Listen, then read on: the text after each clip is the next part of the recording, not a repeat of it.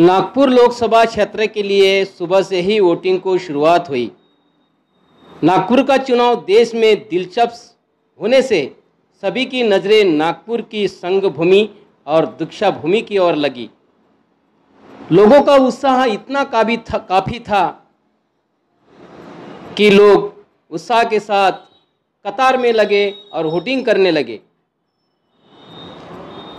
नाना पटोले को बाहर का उम्मीदवार होने का आरोप प्रचार के दौरान किया गया, लेकिन नाना पटोले ने नागपुर के श्रद्धानंद पेट मतदान केंद्र पर अपने परिवार के साथ आकर अपना वोट डाला। देखिए क्या कहते हैं नाना पटोले।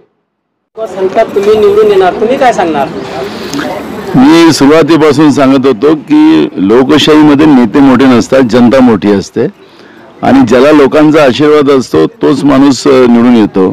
काही स्वयं भूनेते असतात, ते स्वतःलाच मोठे समजतात आणि म्हणून आता आपण पाहिलं की एक सिनियर सिटीजननी मला येऊन आशीर्वाद देऊन सांगितलं की तुम्हीच निवडून येणार।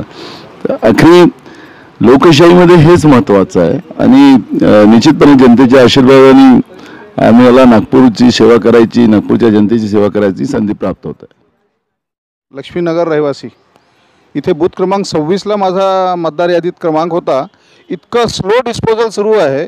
तिथे काम करणारे जे कर्मचारी आहेत अतिशय हळूवारपणे काम करतात आहे, अतिशय स्लो डिस्पोजल आहे। 2-2 तास लोक लाईनीत उभे आहेत। बाजूला 27 नंबरचा बूथ आहे, तिथे लाईनच राहत नाही आहे, आले माणसं परत निघतात आहे।